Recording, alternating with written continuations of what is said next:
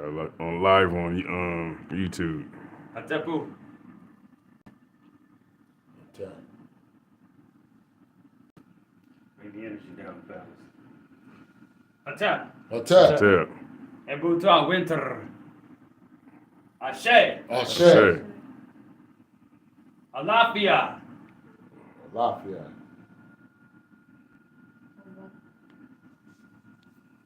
Salam. Alaikum salam. Salam alaikum. Shalom. Namaste. Namaste. In the cash. Greetings, my sisters and brothers. How are we today? Doing good. Doing Doing good. pretty good. Good. You know, a lot of times when we deal with spiritual matters, we tend to separate them from our everyday lives. But from the ancestral perspective, they didn't separate spirit from their everyday lives. For instance, in our West African ancestors, for those who have ancestors of the Yoruba, it is known that the Yoruba could not separate matters from the divine. Well, what does that make us? Even though we have these physical forms, there's something within us that expresses itself through these forms. Something that is unseen, but something that cannot be defined with just mere words. No matter how many different words you put to it, there's something in you that's so great that even trying to describe it puts a limitation to it. But what are we really? Like I mentioned before, your physical body is held together with 14,000 pounds of pressure per square inch. Yet there's empty space between your atoms. So where are you at?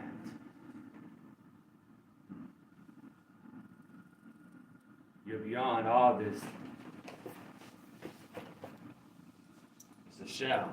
It's an appearance. It doesn't last forever. It just changes. Nothing stays stable forever. It changes. It transforms.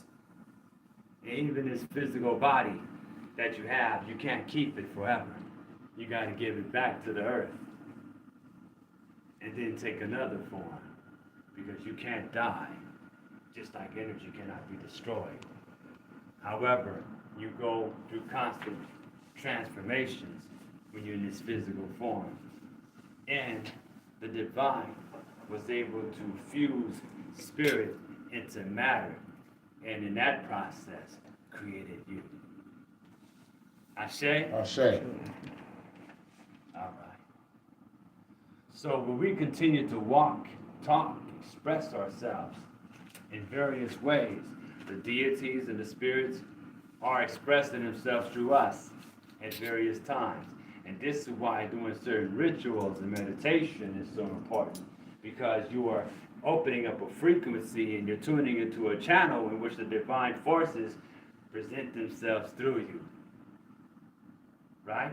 Ashe. True that. When you go to work, you may talk and act a little differently than how you would act when you're with your girlfriend or when you're with your boyfriend or when you're with your significant other. Right? Because you're in a different mode and therefore you're in a different frequency and you're tuning into a different channel. Have you noticed? Sometimes you may find yourself changing your accent when you go among certain people and you don't even do it consciously. It's just that you do it because it's a survival mechanism that allows you to have rapport with the people that you're working with at that time, in that moment. And it allows us to connect with people of different ways of expression. Why? Khepra means transformation. It's represented as a beetle that takes a ball of dung and rolls it into a perfectly round ball and shapes it. Khepra means becoming. We are forever shaping ourselves. We're forever becoming, and you're forever adapting. What it is that intelligent life forms have the ability to adapt. And therefore, when you're using your intelligence, you're able to adapt to various situations. That's how you know it's an intelligent life form. In this way, life has intelligence because it can adapt to its situation. Even bees, when bees are in their hive, they have what is called the waggle dance, and they're able to mathematically show the other bees exactly where to go, miles away, to find the honey or find the pollen, so they can go to the flowers and then bring back the pollen and turn it into honey, or the nectar, and turn it into honey. So they know exactly what it is that they're doing. They can see colors that you and I cannot see. But we never really get into the studies of those type of creatures because we haven't been taught to appreciate the wisdom of nature, the wisdom of matter. By the way, Ifa is the wisdom of nature. So therefore, we are studying Ifa in that sense, my sisters and brothers, when you're exploring nature, because nature is communicating with us constantly. Hence, universe is one song, one phrase. It's a harmony. And everything around you is in alignment with the universe in a certain time, certain space, certain place. And as you go through these times and events, you adapt to that particular situation as your spirit goes on a journey of self-discovery. So it is very important that you understand why you're here and that we are, each and every one of us are here to make discoveries. True that. And at the same time, to acknowledge our divinity Ashe. and allow our divinity to express itself through us as you and I and each and every one of us become the vehicle for God.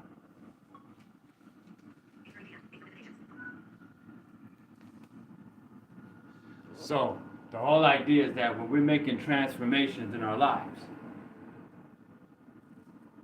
we represent God going through transformations and changes. You're here to be the vehicle of God and allow yourself to let God express Himself through you. True that. Okay? Now, as far as the divinities, the divine, which expresses itself through you according to the various frequencies, these are the deities that express themselves through you. So let's say if you are tapping into a Shango type of energy, right? Well, Shango is known to be, kind of, he dances. He's got a certain type of pride about it. Ogun's like a worker. It's like therapy for Ogun to work. When Ogun works, that's Ogun's yoga. Working, doing physical labor is yoga to Ogun. When he's not working, he's going nuts because he needs to work, because that's what he does. He works. Ogun gets shit done. Ashe. Ashe. Then you have Oshun. Oshun brings the sweetness to the creation. So when the divine created the universe, Oshun came forth. Olodumare, the divine, the supreme being in the Yoruba tradition, said, I'm going to add the final ingredient. And that ingredient is Oshun. She brings sweetness and flavor to this world. Then you have the prophet of Ifa, Orunmila. Orunmila is said to be second only to Olodumare. Ashe? Ashe.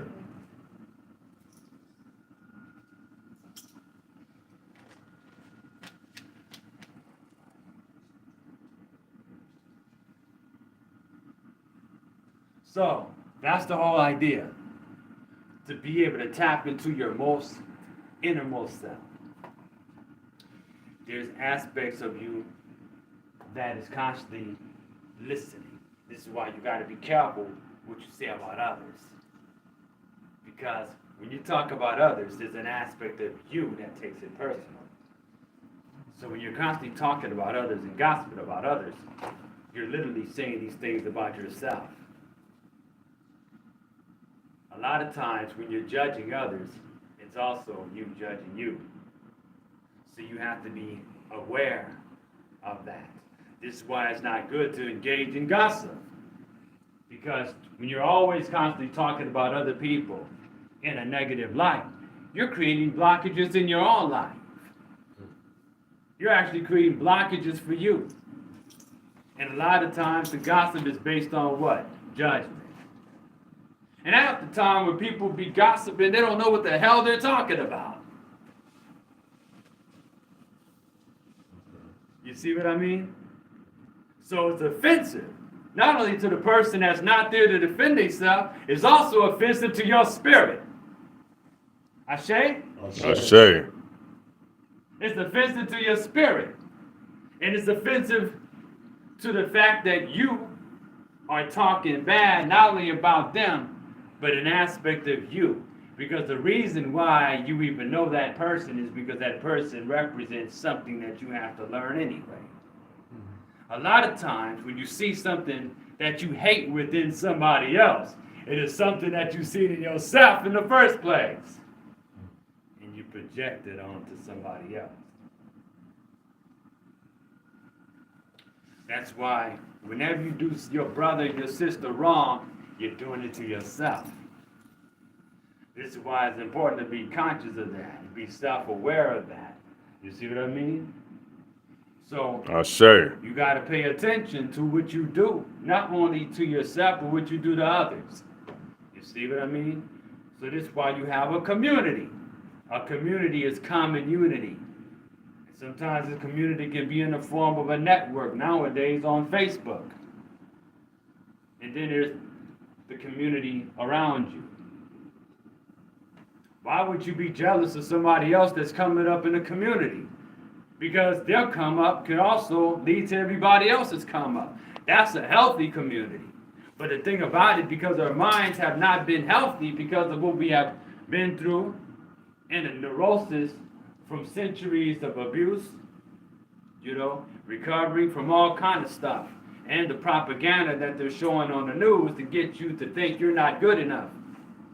You're constantly saying things and putting things out there into the atmosphere that's limiting you. And that's what they do. That's why they can continue to show you all the crap that they show you on TV. That sister that they walked in and police murdered her in her own house. Sonia Massey. Is that her name? Yeah. Yeah, I can't even watch it. I can't even watch the video. Now notice, they keep playing it over and over again. Somebody wants you to get mad. You have a murder take place with the cops. You think it's going to be easy for you to get that information? Cops just put the information out there. There was another cop that filmed it, that was there.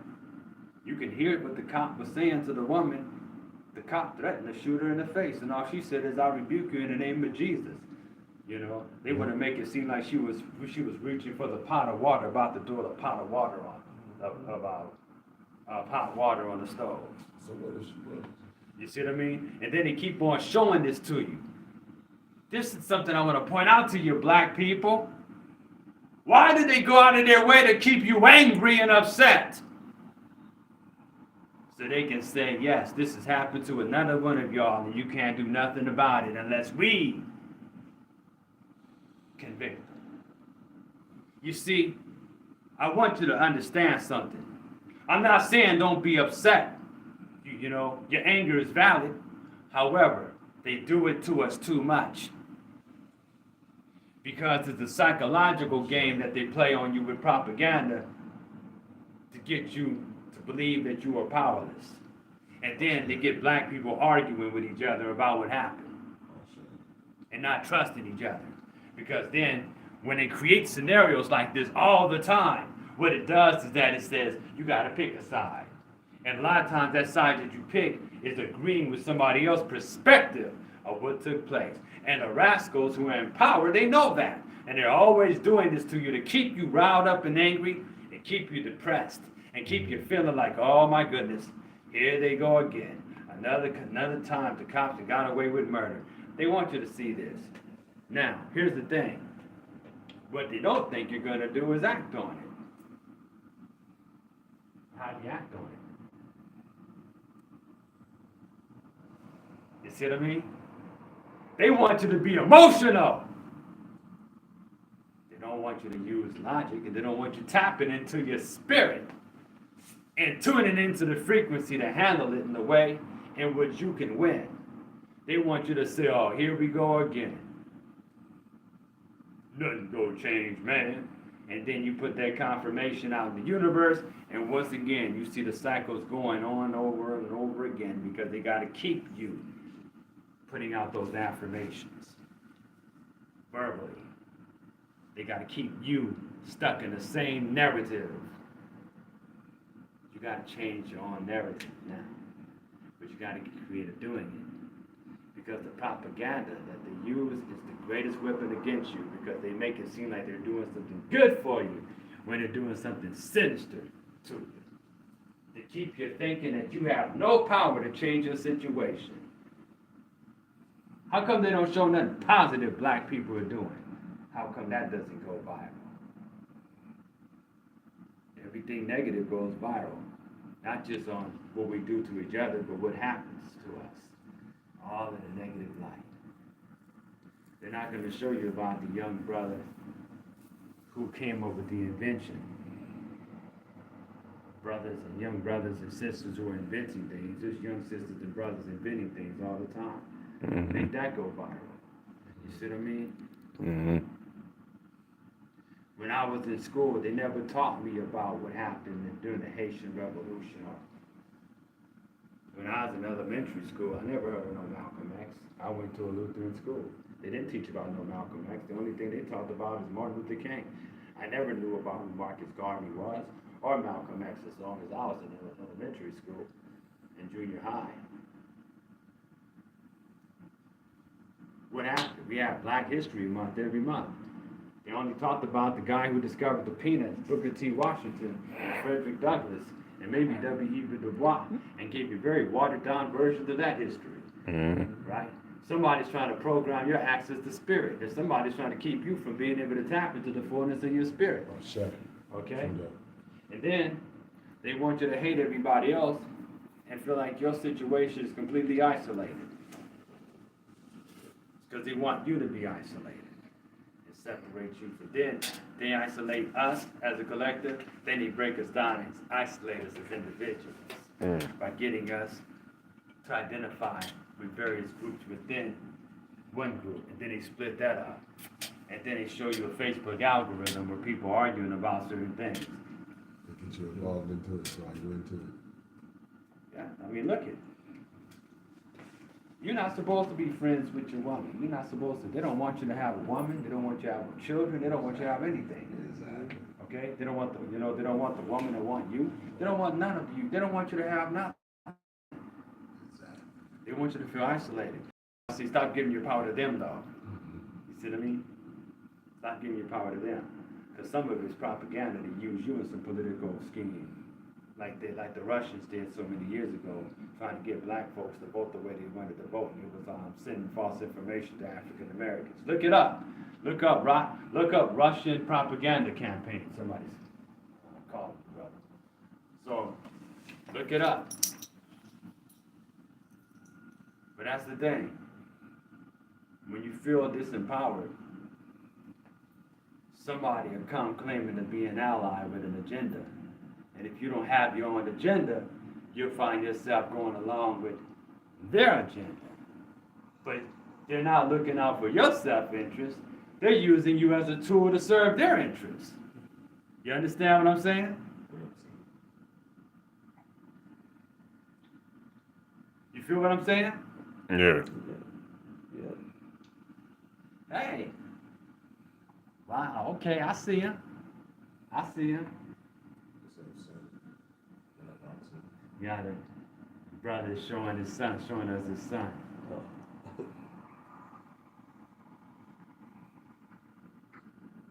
So when you continue to move forward in life, you have to understand that you have forces that bring resistance. But that's okay. Why? Because a little bit of resistance also gives you the room to exercise and test your own character and develop your character. You ever heard of certain movies and characters in movies, there's character development, where you have the opportunity to develop your character in a script that you're writing called life. Now it's time for you to develop your character. Who are you? And how are you trying to shape your character to become who you want to be? Who are you? Are you what everybody else tells you you are? Or are you choosing to be who you are? Okay? Are you the helpless victim that they want you to think you are?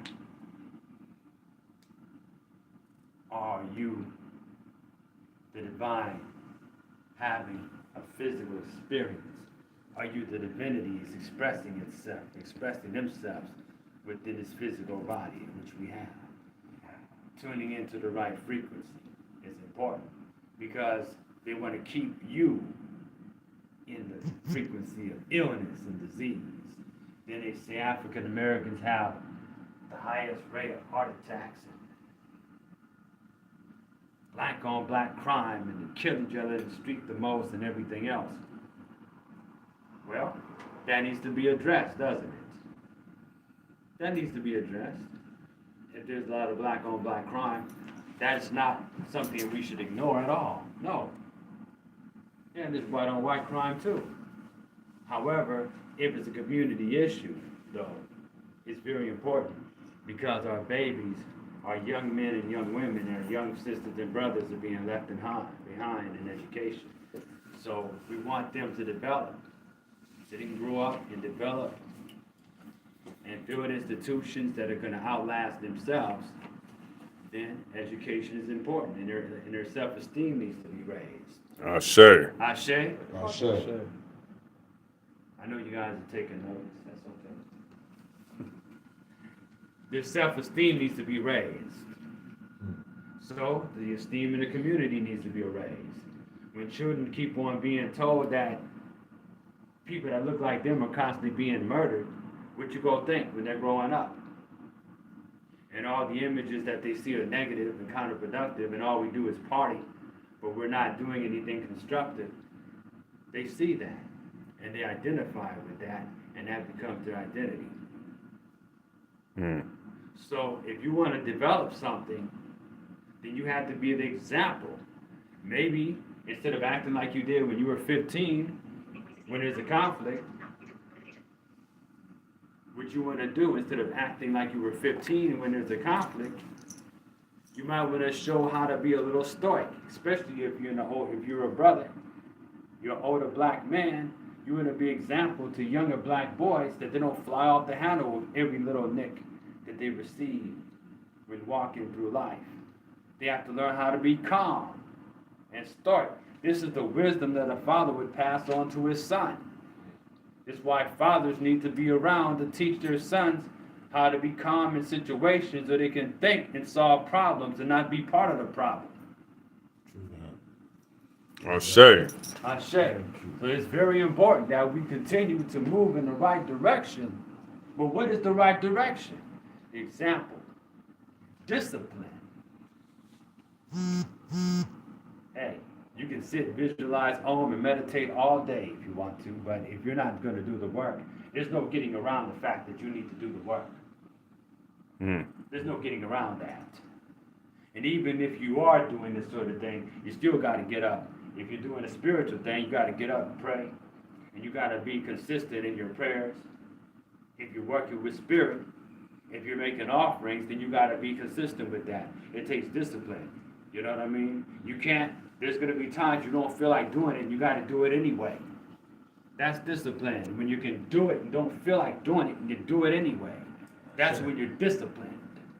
And that's when you're living authentically based on who you actually are. not just what you look like when people are around you, like it's lights, camera, action. See what I mean? Don't just do it to be seen because it looks good. Do it because you're trying to enhance your life. Now, if you got to go to a support group because maybe that motivates you, then that's a different thing because you're still using that as the vehicle to make an effort. But because you're trying, okay? But how often do people who is into the spiritual community get up and pray and meditate? Or do they just read a couple paragraphs off a few pages and get on YouTube and make a video? I'm just saying, okay? And I mean, if you're doing it, that's cool. Hey, I don't know what you're doing. That's you. That's cool. I mean, you do what you do. But if you want to have an authentic lifestyle and see things happen and manifest for you, then you got to do the actual work. That's all. I say.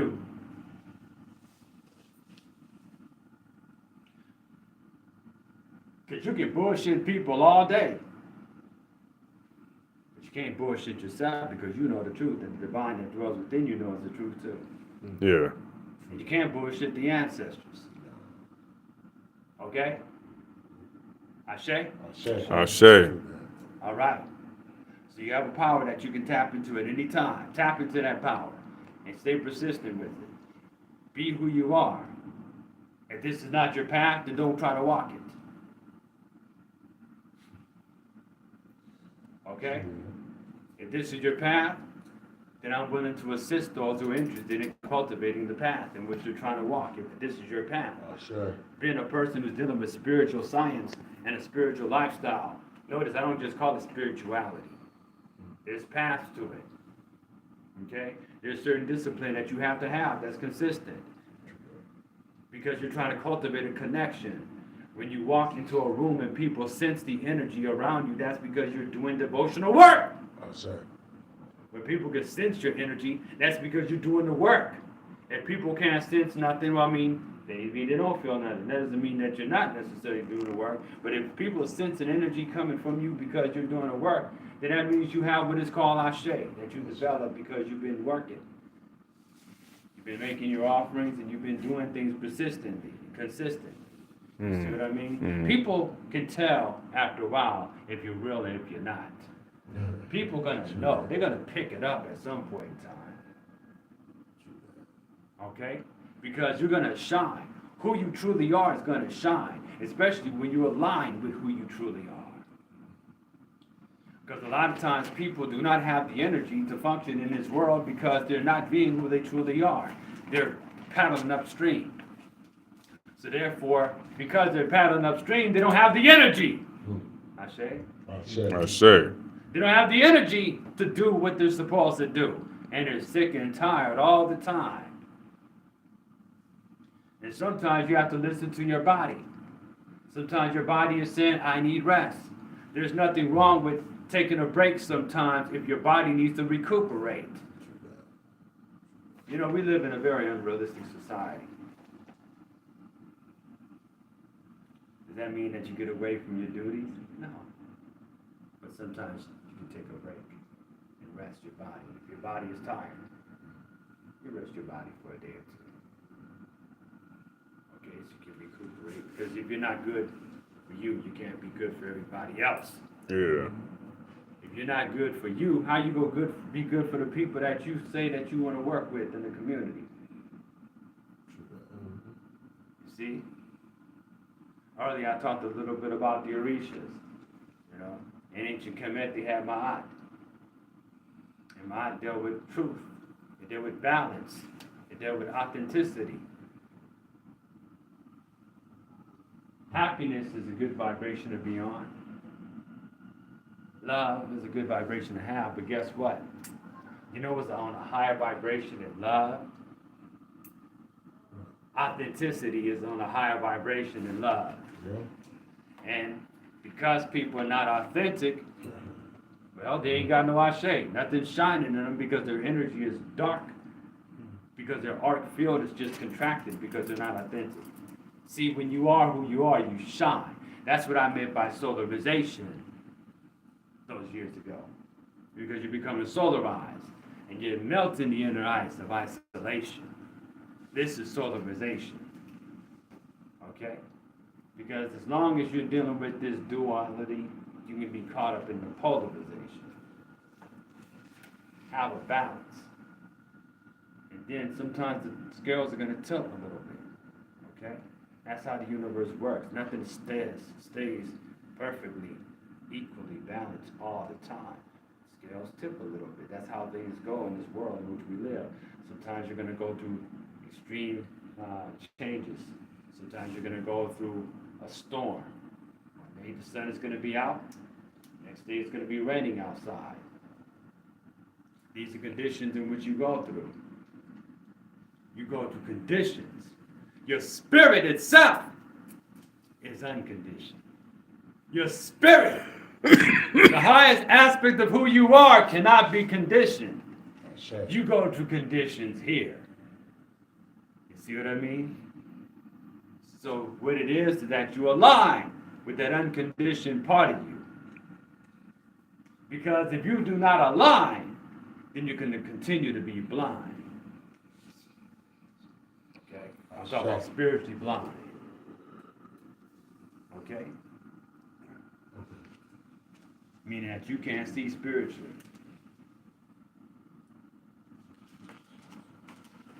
Listen.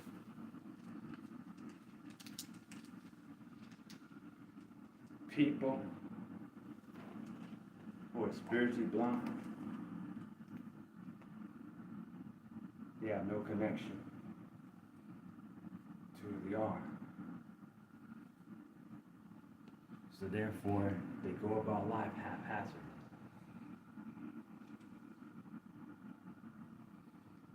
You understand?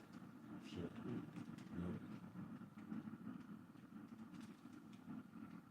All right. If you're able to tap into this first eye, you can all see it.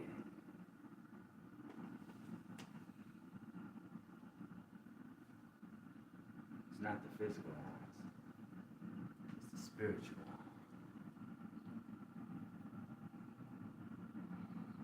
There's a part in the Bible in Matthew 6:22. It says, when the eye is made single, the body is filled with light. Matthew 6:22. Read it. Right? It also talks about how no man can serve two masters, because he will love the one and despise the other. Listen. When you align in this first eye or this third eye, it awakens. Then you begin to be filled with light. Why? You have emptied your cup. You cannot serve both God and mammon. Mammon, some people think it's money. But what it was a female started out as a female deity with breast all over her body. Okay? That symbolized a form of idolatry. But here, that also represented the world. That's another way of saying that you cannot hold an angel's wing and the devil's tail at the same time and expect to get anywhere. True that. So if you're trying to change your life for the better, there's some things you're going to have to sacrifice and let go of. Mm-hmm. You can't be that same person that was all up in the shit and not smelling it. And once you step outside the shit and everything is aired away, you say, man, that was some stinky shit. You can't go back to that lifestyle though. Because if you do, you're going backwards. You're going against the grain. It's kind of like in the past third and fourth grade. Why go back to third grade? You got to be moving on. Otherwise, everybody else is going to pass you up. Next thing you know, you be an old man. You see what I mean? So you have to graduate from what you was a few years ago. You got to continue to graduate as you grow and evolve. You can't put the same old dirty beat up shoes on that you had 3 years ago. Those are supposed to be in the trash. You got new shoes, especially if you grew, your feet then grew. If you was in elementary school, next thing you know, you're in high school and your feet then grown, you'll be silly trying to put those old shoes back on. You can't put the toothpaste back in the tube. Okay? You've grown. You went past that. Just like when you try to go back to an old relationship. The relationship ran its course. And you try to go back to the person that you was with because, you know, you get away from this person, you start thinking about all the good times that you had, but then you start forgetting about why you guys separated in the first place. That relationship ran its course. So then you try to get back with this person, next thing you know, you get in an argument, and all the same crap that came back up in the past, all that stuff to come to the surface now, and once again, you can't stand each other. It's better that you guys left each other alone to try to get back with each other after the relationship didn't serve its course, because that relationship didn't serve its purpose. Okay? It doesn't mean that any of you were the villain in that relationship. That particular relationship had a purpose, and its purpose has been served. You can't go back. Move forward. It tells you that in the oracle a lot of times. Okay? Hey, what that chick on that song say? She said, we ain't never getting back together. Well, hey. Cool. Find somebody better suited for you. Okay? Sometimes you get in a relationship with people because there's lessons that you needed to learn. Sometimes there's some karmic duties that you have to pay, a karmic debt that you have to pay off. And that person was there for that particular reason. There's also lessons that you have to learn. Listen, I've been in situations where I have seen the same type of energy manifest in a different person. Same energy. And I'm talking about liking the same type of foods, listening to the same kind of music, and doing the same type of stuff. Okay? So, I had to learn what is it in that past relationship that I did that destroyed that relationship, because I played a part in it too. It always takes two to tango. If I find myself with a person that likes the same stuff that the person I was with last time with, right? And even if it's subconscious, and this person was attracted to me, and I find myself with this person, there's something going on here. There's something at a deeper level going on here, okay? Does this mean this person going to turn into the antagonist they were in that last relationship? Sometimes it shows you that maybe that person was not the antagonist. Maybe you were the antagonist. Sometimes. But you have to be honest with yourself, because relationships change us. See, spirit is always expressing itself through people. And spirit, a lot of times, has a message for you through other people, including relationships. And sometimes, if there's lessons that you're not learning, you're going to have that lesson presented to you over and over again until you see what it is that you need to learn. And then you solve that issue within yourself.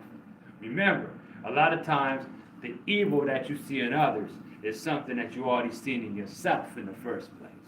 And that's why it bothers you. It triggers you. Okay? It triggers you. Because there's something about them that is showing you a part of you that you don't like.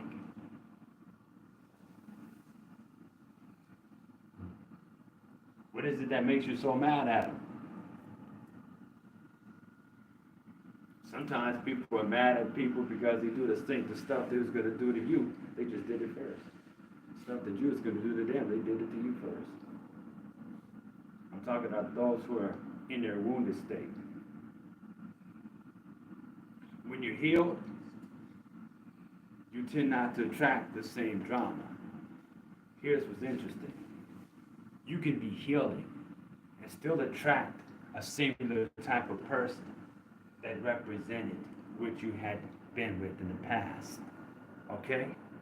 However, if you're healed, it's your opportunity to handle things differently. Now, if they were the antagonist, are you going to tolerate the same bull crap? Or are you going to be like, I see where this is going. Well, you know what? Okay. I'm going to handle this differently. Sorry, I think this relationship that ran its course. It was nice being with you. I think I've learned my lesson. Or, it might be something that lasts a little bit longer.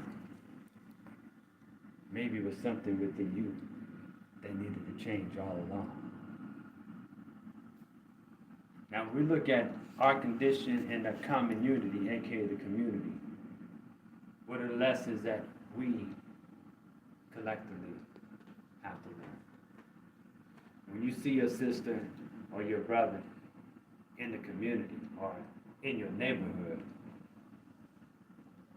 with a new car, one day you may be stuck in the rain somewhere. You may not have a car. This person gives you a ride, takes you home. That's what happens in a healthy community. But that's when you get your values straight. So we have to also ask ourselves, what are our values? We have spirituality. Or there's the spiritual aspect. There's the financial aspect. But if your spirit is right, you'll find the resources that will keep you and sustain you. Am I making sense? I say. I say. You got to be willing to ask for help. There's nothing wrong with asking for help. There's nothing wrong with having a community support group for you to say, look, man, I'm hurting. I need to share this with someone. You see, we live in a very unrealistic society that tells you to suffer in silence. When people say, hey, how you doing today? And you know what you're supposed to say? I'm fine, Fred. How about yourself? Knowing that your light's about to get shut off.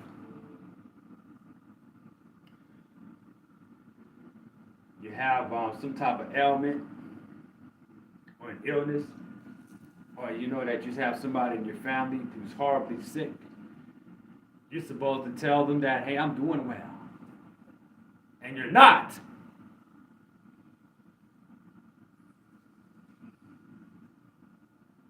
There's nothing wrong with asking for help. That's what I'm saying. That's how people work together. We ask for help.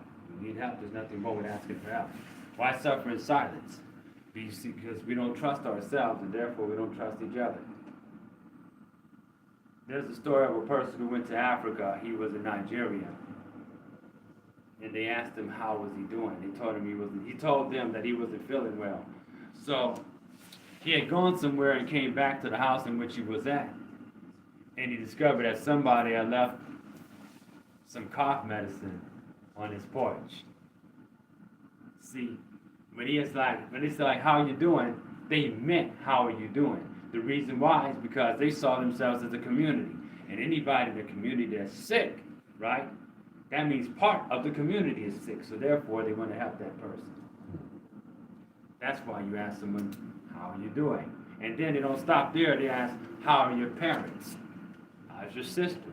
How's your brother? How's your children? Okay? We just say, hey, what's up? How you doing? We say that out of habit here. Almost like that's a greeting. And then you're supposed to be, I'm okay. I can't complain. Now, the shit you can't. You can't complain. You just know that this person is not really interested in what it is you have to tell them. Okay? Earlier, I wanted to talk about something, speaking of spirit. And this is where I'm going to get a little bit more in depth than I normally do. And that is, what is immortality? Remember I said that you can't die.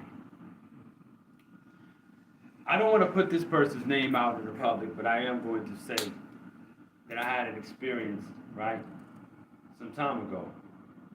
I kept seeing this person's face. And for some reason, this person kept coming to me. So I went into meditation and I asked, what do you want? You see, I was angry at this person from years ago. I kind of put it in the back of my mind. But I guess I never really, there was no closure, so I guess I never forgave this person, and there was no closure to this incident. What happened is that we have been cool, right? Back in like junior high and high school and everything else. Then one day, you know, in my younger days, of course, and I handled things differently than I handle them now. I got into a conflict with another individual. This brother, who I thought was cool with me, was more cooler with him because they were part of the same gang affiliation. So the brother that I thought was cool with me stole on me. Bow! I didn't even see him. He stole on me and disappeared into the crowd. Later on, it was my homegirl who told me who it was that had stole on me. So I see him after that. I seen him. He had all of his boys with me. He had all of his boys with him. I just had a couple of homies with me at that time. We seen them at the arcade downtown. And we looked at each other. You know, something said, Jamal, don't start nothing right now. So I listened to that voice. Later on, my homeboy's sister, right, was kicking it with us, and we went to her house, and he appeared. It turns out that he lived there with his sister. His sister came, pulled me to the side, and told me that they had a discussion. And basically, he had kind of told his version of the story. To make a long story short, she made sure that we didn't come into contact with each other because it was her house.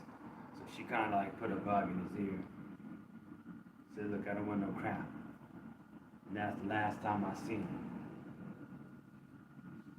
Again, it's almost like we weren't allowed to like bump heads. Then something happened one day. I stopped seeing him for years. Then, maybe 3 years ago, years later, I'm talking about decades, maybe a couple of decades at least. I'm seeing his face in my mind's eye over and over again. I ask, what does he want? I go into meditation. He says, I'm stuck. I'm like, why? He said, in order for me to move on, I need your permission. Because I need you to forgive me for what I did.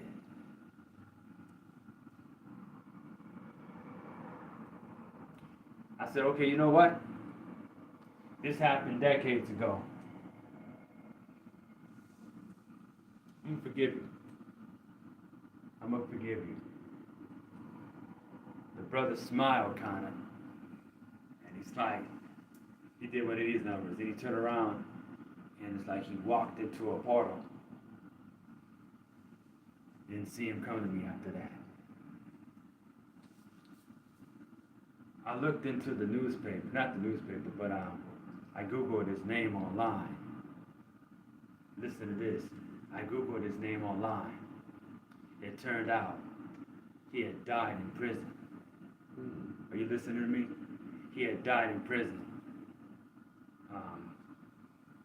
I guess about a year before that event. He was not allowed to move on until he came and cleared some stuff up with me first. He couldn't move on until he cleared some stuff up with me first. You understand? Mm-hmm. So yes, there's spiritual aspects of us. This also shows that there's life after death because, yes, his spirit came to me and asked me to forgive him so he can move on. Part of him felt guilty because he knew he was wrong, but at the same time, there's a part of him that felt bad about what he had done. So I forgave him and allowed the brother to move into the higher dimensions or wherever he went. Understand? Mm-hmm. Besides, this is something that happened well over 20 years ago.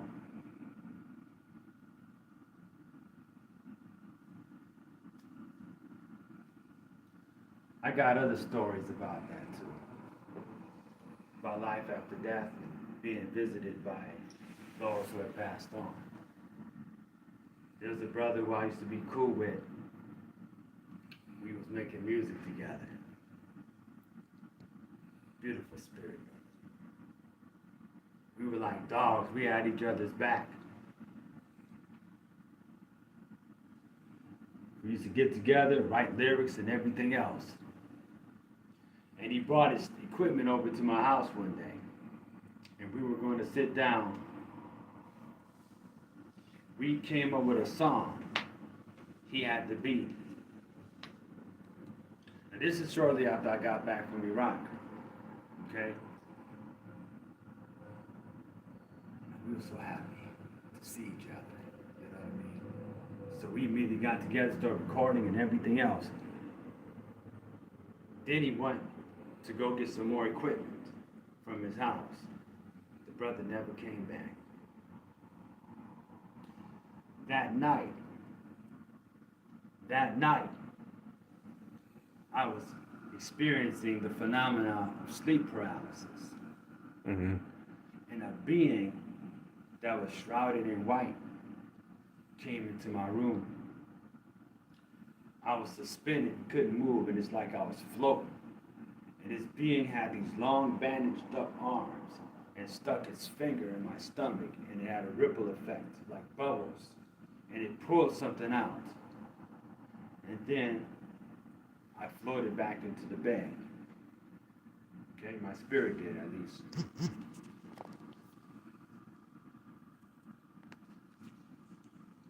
The brother never came back. I went to sleep wondering what happened to him. The next morning,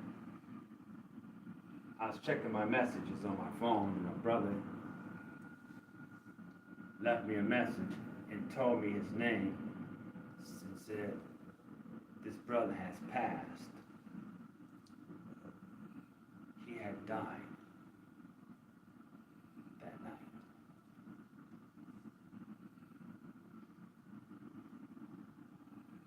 I don't know what he took out of my stomach, but it's almost as if he removed whatever was attached that would have kept him here, because he had to move on his way. It was in your stomach? Huh? It was attached to you and your stomach? Yes. A lot of times, when people are grieving, sometimes with your grief, you may stop someone from moving on, and they will be stuck. I believe that perhaps his spirit went and disconnected with people whose grief would have held him and stopped him from moving on. That's what I believe happened. He was like a brother from another mother to me.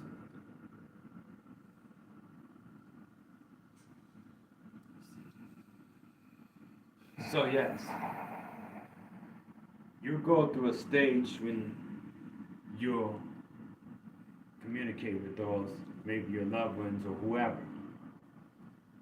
There's been reports that a lot of times when someone has died, they will see the face of that person, like their relatives will see the person either in a dream or they'll see their face, because that spirit is trying to communicate with them. either say I'm stuck or I want you to acknowledge me before I move on. One more time. Or they're letting you know that, hey, I'm no longer in the physical, but I'm about to be in a better place, or I'm in a better place. Sometimes that happens. Okay? I have to take it there a little bit because a lot of us, we think we're these bodies. We're more than just these bodies. True that. These bodies are just shells. Sure. But they're not who you are entirely. Okay? Mm-hmm. Now, while you're here in the physical, you do have a mission. You do have a destiny. And you're here to fulfill that destiny. But you must remember what it is. Because the illness of the human condition is forgetfulness. To remember is to bring the parts back together. To bring your members back together. So, just like you go through a traumatic experience of birth, even birth itself is a traumatic experience. And the traumas cause you to forget. When you go through traumas, you tend to forget. And because you have forgotten, you are no longer in alignment with the mission that you set out to do, or the work that you have been sent to complete, that could have been started by your ancestors eons ago. And this is why it's important to learn who you are, learn what you are. Love is a beautiful thing. But what is higher than love is authenticity. With that, my sisters and brothers, we're going to go ahead and call it a night. Ashe. Ashe? Sure.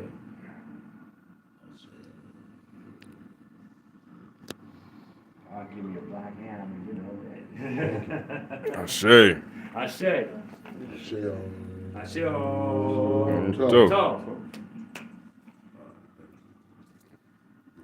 Video from Khepra Ptah Spiritual Cultivation System with brother teacher Khepra Ptah.